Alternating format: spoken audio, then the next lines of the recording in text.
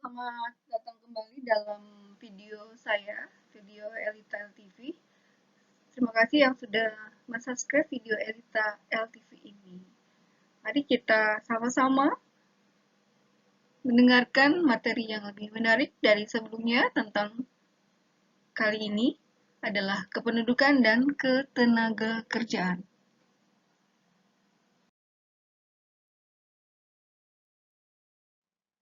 A. Konsep kependudukan. Menurut Undang-Undang Nomor 24 Tahun 2013 tentang perubahan atas Undang-Undang Nomor 23 Tahun 2006 tentang administrasi kependudukan, penduduk adalah warga negara Indonesia dan orang asing yang bertempat tinggal di Indonesia. Penduduk dikelompokkan menjadi dua, yaitu 1. Penduduk usia kerja. 2.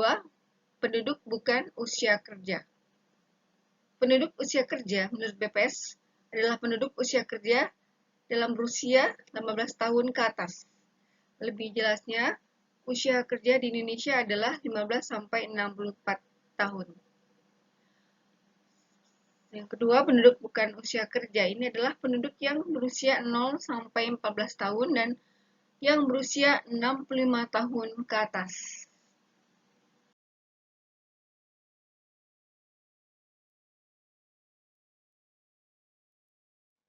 Penduduk usia kerja dapat dikelompokkan menjadi angkatan kerja dan bukan angkatan kerja.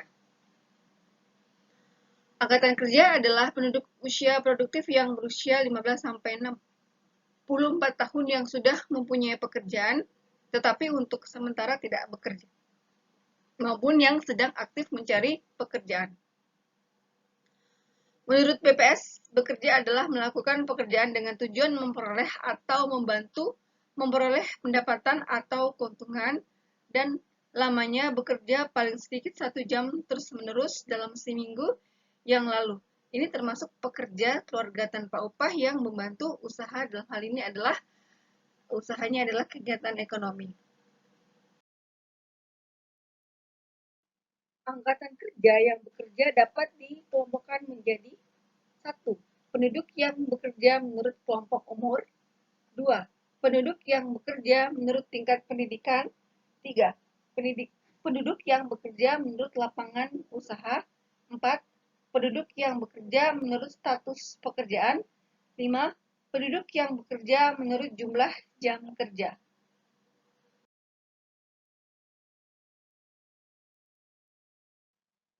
Pengangguran adalah orang yang masuk dalam angkatan kerja, dalam hal ini 15 sampai 64 tahun, yang sedang mencari pekerjaan dan belum mendapatkannya.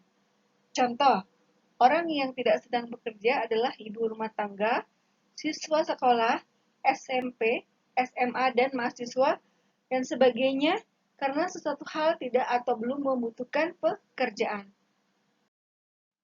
Menurut BPS, pengangguran adalah istilah untuk orang yang tidak bekerja sama sekali, sedang mencari pekerja, atau bekerja kurang dari 2 hari dalam seminggu, atau seseorang yang sedang berusaha mendapatkan pekerjaan.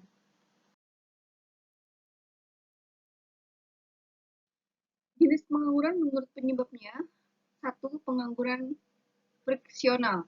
Pengangguran yang bersifat sementara akibat adanya kendala waktu, informasi, dan kondisi geografis antara pelamar kerja dan pembuka lamaran kerja.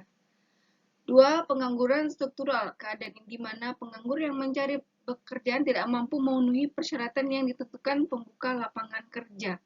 Yang ketiga, pengangguran musiman.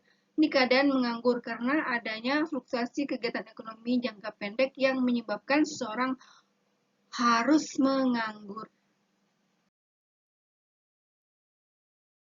Yang keempat, pengangguran siklus. Ini adalah pengangguran akibat imbas naik turun siklus ekonomi sehingga permintaan tenaga kerja lebih rendah ketimbang dengan penawaran kerja. Yang kelima, pengangguran teknologi. Ini adalah pengangguran yang ditimbulkan oleh adanya pergantian tenaga manusia oleh mesin-mesin dan bahan kimia. Jenis pengangguran berdasarkan cirinya itu: 1. Pengangguran terbuka. 2. Pengangguran tersembunyi. 3. Pengangguran bermusim. 4. Setengah menganggur.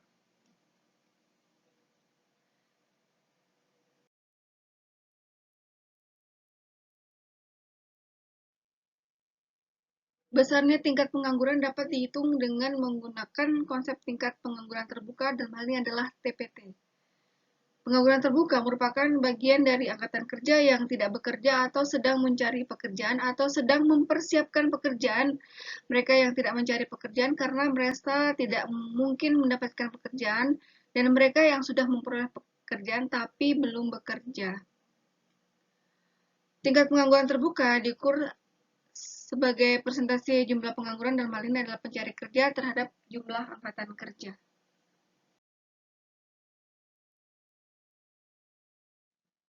Tingkat pengangguran terbuka diukur sebagai persentase jumlah penganggur dan hal ini adalah pencari kerja terhadap jumlah angkatan kerja.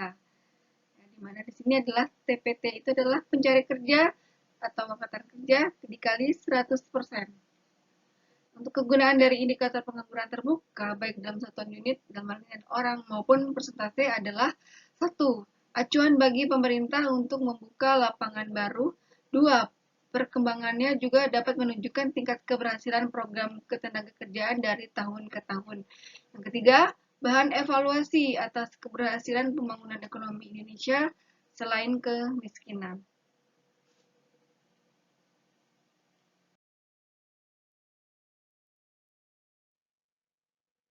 B. Pertumbuhan penduduk. Menurut BPS, pertumbuhan penduduk adalah perubahan jumlah penduduk di suatu wilayah tertentu pada waktu tertentu dibandingkan waktu sebelumnya. Indikator tingkat pertumbuhan penduduk sangat berguna untuk memprediksi jumlah penduduk di suatu wilayah atau negara di masa yang akan datang. Dengan mengetahui jumlah penduduk yang akan datang, dapat diketahui pula kebutuhan dasar penduduk di bidang sosial, ekonomi, dan politik.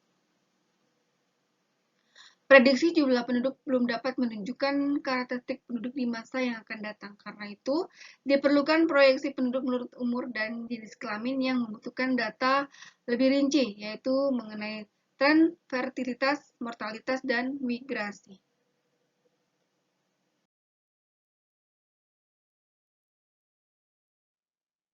C. Konsep ketenagakerjaan.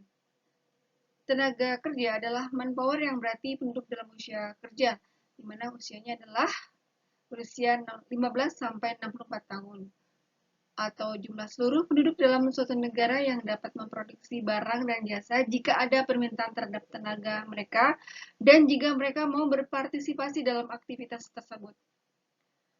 Menurut Undang-Undang Nomor 13 Tahun 2003 Bab 1 Pasal 1 Ayat 2 disebutkan bahwa tenaga kerja adalah orang yang mampu melakukan pekerjaan guna menghasilkan barang dan jasa baik untuk memenuhi kebutuhan sendiri maupun masyarakat. Dalam ilmu ekonomi yang dimaksud tenaga kerja manusia bukanlah semata-mata tenaga kerja, tetapi lebih luas lagi, yaitu human resource. Yang hal ini adalah sumber daya manusia.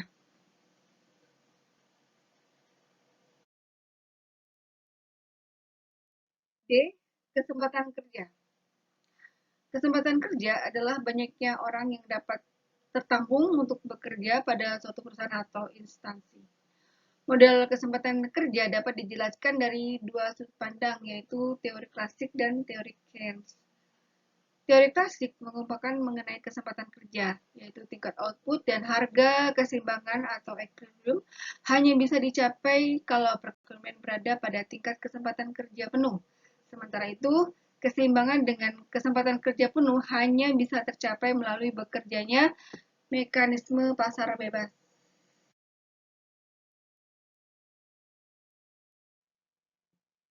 Teori Keynes berbeda dengan teori klasik. Nah, ini perekonomian tergantung pada segi permintaan, yaitu tergantung pada pembelanjaan atau pengeluaran agregatis, kemudian adalah permintaan agregat yang dilakukan perekonomian pada waktu tertentu. Semakin besar permintaan agregat, semakin tinggi tingkat kegiatan ekonomi dan kesempatan kerja yang dicapai.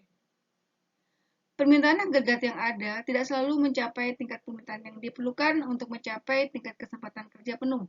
Karena itu, pengangguran akan selalu terjadi. Untuk itu, pemerintah harus mempengaruhi permintaan agregat dengan menjalankan kebijakan fiskal dan kebijakan moneter.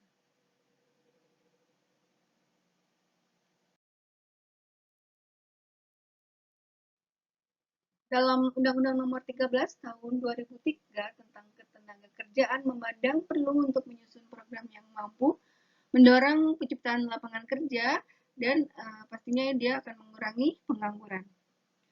Program tersebut itu dituangkan dalam kebijakan pokok Sabta Karya Utama yang terdiri atas 1. Perencanaan tenaga kerja nasional, 2.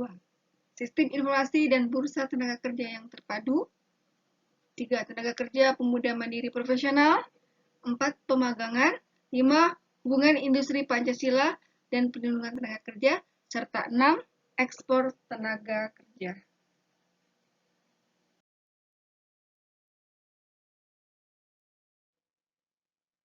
Perluasan dan kesempatan kerja adalah melalui 1. Kebijakan makro seperti A. Penyederhanaan mekanisme investasi, B. Pengembangan sistem pajak yang ramah dalam pengembangan usaha, yang C. Sistem kredit yang menggerakkan sektor real. Perluasan dan kesempatan kerja yang kedua adalah kebijakan regional, yaitu kebijakan sektoral baik di sektor pertanian maupun sektor industri.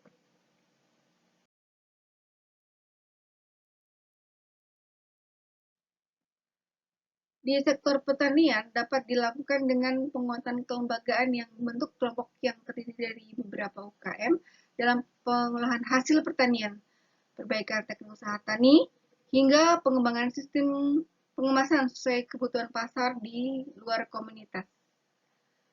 Di sektor industri, melalui penyederhanaan mekanisme investasi, penataan sistem keamanan yang lebih baik, melakukan promosi peluang investasi dari investasi daerah.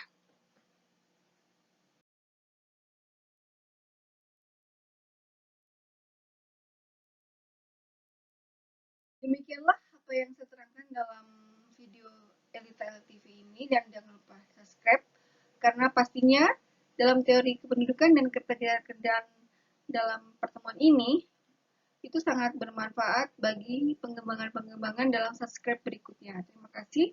Jangan lupa subscribe Elita LTV.